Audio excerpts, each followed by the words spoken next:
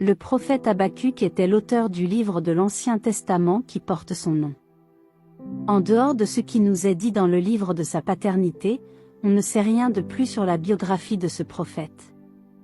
Par conséquent, nous utiliserons certaines informations de ses écrits pour en savoir un peu plus sur qui était Habakkuk. Bienvenue sur la chaîne, la Bible. Comme nous l'avons déjà dit, il n'y a pas de données historiques ou d'autres informations dans la Bible sur qui était Habakkuk. Ce personnage biblique n'est mentionné dans aucun autre livre de l'Ancien Testament. Dans les livres du Nouveau Testament, Habakkuk n'est pas mentionné non plus. Certains chercheurs, sans aucune justification, ont tenté de suggérer que Habakkuk n'est qu'un titre pour le livre et non un personnage historique. Cependant, la construction du texte présent dans le livre du prophète Habakkuk ne laisse aucun doute sur le fait qu'Habakkuk était un personnage historique. Par conséquent, toute suggestion qui conteste l'historicité de la vie du prophète doit être rejetée. La signification du nom Habakkuk est également incertaine. Le nom peut être soit lié à la racine hébraïque signifiant étreinte, soit au nom d'une plante assyrienne appelée Ambakuku. La forme grecque de ce nom est Ambakum.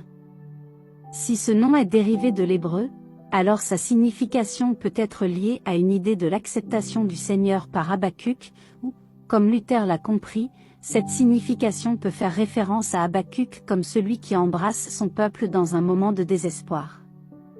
Geronimo a déjà compris que ceci, câlin doit être appliqué dans le sens de « combat », c'est-à-dire quelqu'un qui a « combattu » avec Dieu. Si la deuxième possibilité est correcte, c'est-à-dire que le nom est dérivé d'une plante assyrienne, alors ce nom peut représenter le degré d'influence de la culture assyrienne sur la société de Juda. Il y a aussi quelques suggestions que Habakkuk était le fils de la Sunamite qui apparaît dans le livre des 2 Rois au chapitre 4 verset 16, ou qu'il était le gardien mentionné dans le livre du prophète Isaïe. Cependant, il n'y a aucun support pour de telles suggestions, qui sont simplement une conjecture très improbable. Le premier verset du livre du prophète Habakkuk semble suggérer qu'il était bien connu à son époque. Certains interprètes soutiennent qu'Habakkuk était un prophète attaché au temple de Jérusalem, mais l'hypothèse la plus probable est que le prophète Habakkuk n'a travaillé qu'à Jérusalem. En tout cas, sa profonde préoccupation pour les questions liées à Jérusalem est indiscutable.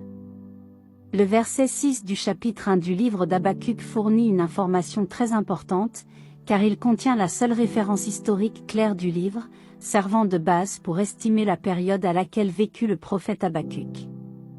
La référence en question est à l'avancée babylonienne, comme une sorte de nouvelle puissance menaçante de l'époque.